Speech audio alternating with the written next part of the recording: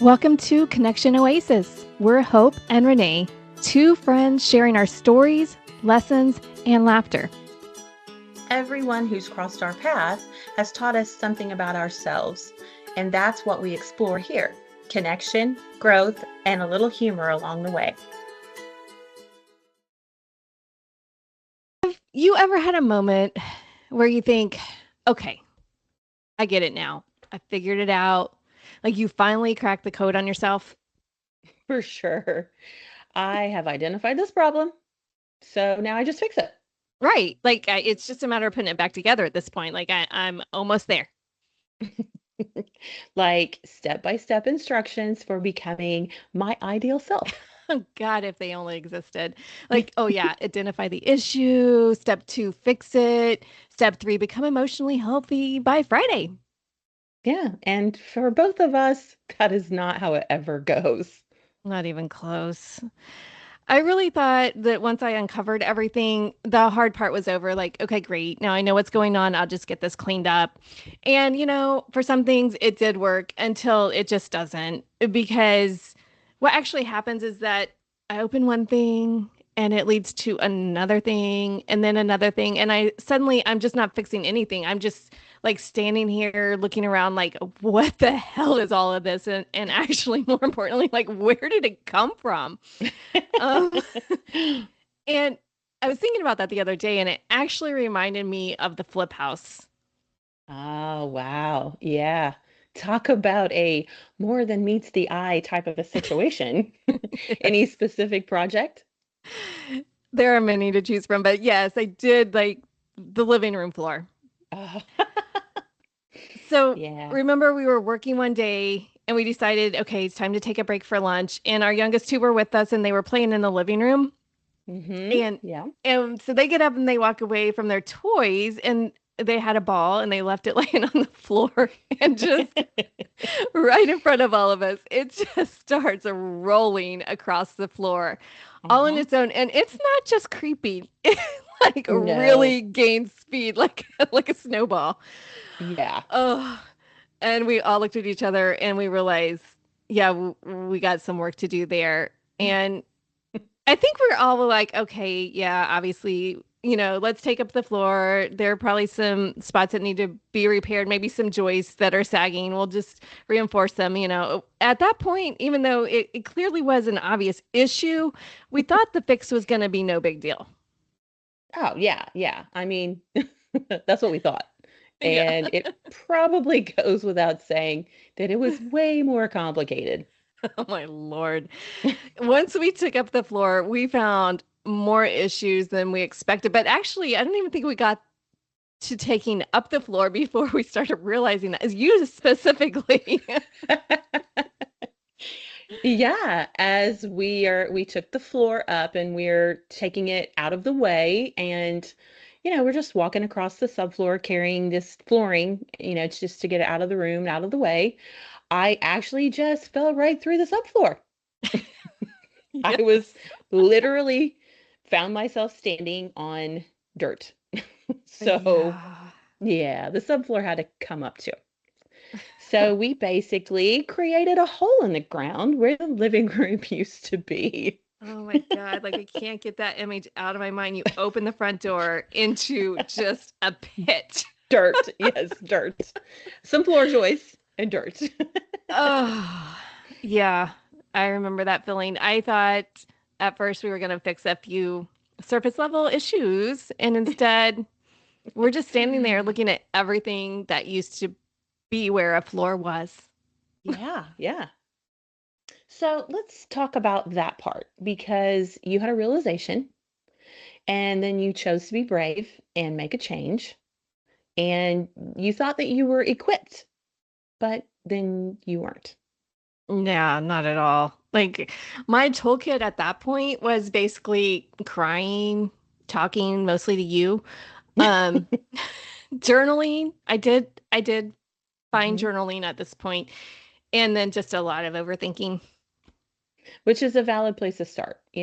But those actions only addressed the realization that you had. Yeah. So I would realize something and then I would realize how deep that something might actually be. Hmm. And then I realized these tools are not going to work. Like I could sit here and cry over this all day. It's not going to help. Once you began trying to do things differently, you found other layers of baggage that had to be addressed in order to achieve the growth that you were aiming for. I did. And it was overwhelming sometimes. I considered just backing out. I'm like, no, I'm Hmm. not dealing with this Hmm. because sometimes it just stopped being feeling productive. Like I was not getting anywhere. It definitely did not feel logical. Like I don't even know how all of this exists. How did it get here? Like where did it come from? And then obviously it stopped feeling controlled once I felt overwhelmed. I clearly was not in control anymore. And so I was like, I don't even know if I want to do this. Yeah, the growth did not happen for either of us until we decided to become uncomfortable. Trying to change old habits is extremely difficult. Yeah, I became very comfortable with discomfort at some point in this um, journey. It became my norm for a while, for a long Hmm. while, actually. I it was not something these were not things I can measure or track or optimize, which was my mode of operation for everything that I tackled at that point. So yeah, it was not comfortable. Absolutely. And that's really hard for you. It's brutal because I'm a figure it out kind of person and I could not. This was not something I could just figure out. Like I had to experience it. And yeah, that was brutal. Hmm. This is so difficult because, the woman that I always knew, that was the woman who always, she thought she had everything under control. And then all of a sudden you had to just let go and just feel your feelings and Hmm. then watch how you grew after all the feelings. Yeah. So this chapter, we really tackle, I really tackle an issue that I think, let's just be honest for a second. Our parents have a huge impact on our lives. Hmm. And for both of us, this was a place we had to spend some time. Yeah, I started to have realizations pretty early in my life, but even so, it took me years to begin to actually work through the things that I had realized. And Hmm. so when I became a mom, I remember telling my kids, you know, I'm going to try to not screw you up in the same way that my parents screwed me up. But undoubtedly, I will screw you up in my own special way. So just know that it all comes from love. And I love that. I mean, I love your honesty. I love that you're vulnerable enough to say, "Hey, I don't have this all figured out." But when I start looking into this topic in the chapter "Are We There Yet?" I had to go pretty deep into it because what Hmm. I found was that something I had completely minimized was my father and the impact that he Hmm. had on my life. Because logically, he was not in my life. He was absent from the moment he found out that I was to exist. I never met Hmm. him. And for years, I told myself, like, how could he have an impact on me? Like, zero plus zero equals zero. Like, there could be no impact, Right, right? yeah. I think that's a classic type of coping mechanism. These feelings that are associated with that situation are so complicated. Hmm. A child can't be expected to untangle all that. So I No. think it was yet another bag that you told yourself was under control, for years. Yeah. I never even thought to look at it. I mean, Hmm. literally, it was that much zero in my head. I never even thought to look at it. Hmm. And then when I actually did, like, I realized it was really the root of many of the situations I was trying to deal with that I felt very stuck in. And I Hmm. just never even thought to look there. The act of your dad, your father choosing to be absent from your life is an immeasurable rejection. It's Mhm. a Yeah. just horrible choice to make. But as a child, the thing that you didn't realize is that you put this unmanageable trauma in your bag, and then you Mhm. just subconsciously threw it on your back and you just carried it, for a long time. Yeah. And all along, like, I had hurt in there that I had been carrying it. And, maybe if at some point I had just stopped to feel it, but again, like, I was just not even aware it was there. Like, it was so much not on my radar. Um, and so because I never did that, like, at the different points in my life where it did have that a negative impact, a hurtful impact, um, I just I just built around it. Oh, yeah, you built walls in an effort to protect yourself from it. So strong ones, so strong. Like, if I am good at anything, it was building walls, that's for sure. Like, I will take all the credit for building strong walls. Mhm, And they worked. I made sure they worked. If I found gaps in them, I made sure that they got filled and reinforced, and that was never going to get through there again, mhm. um, until I didn't want them to work anymore. And that's really where it became a hard decision. Yeah, unpacking it had to have been an exhausting experience. Hmm. So, once you started to unpack it, what were some of the feelings that you discovered and then had to work through? It was completely exhausting and it was a very long experience. I would say that I worked on this particular issue for several years. Mhm, Um, and at first, I didn't want to admit any of the feelings that I had because I didn't want to admit that I could have feelings like that. But mhm. there was hatred, like pure hatred. Yeah. There was anger. And then obviously under those two things, once I could even just say, yeah, I hate my dad right now. Like I have lots of hate for him. It Mhm, was not a state I was ever going to stay in. So, I could look at it as, okay, I need to just admit this and then figure out past it. But mhm. yeah, the first feeling was hatred. Oh, yeah. Yeah. And then anger. And then once I was able to admit to myself, yeah, I feel these what I had always been told were horrible feelings towards this person. Um, I can work past it into the more of the hurt, um, and abandonment, Mhm. feeling unworthy because during this process, I don't really think I talked too much about this in the book, but my dad died before I ever met him. Mhm. So during this process, I decided to just learn about what his life had been like. And I found out that he had other kids. Yeah.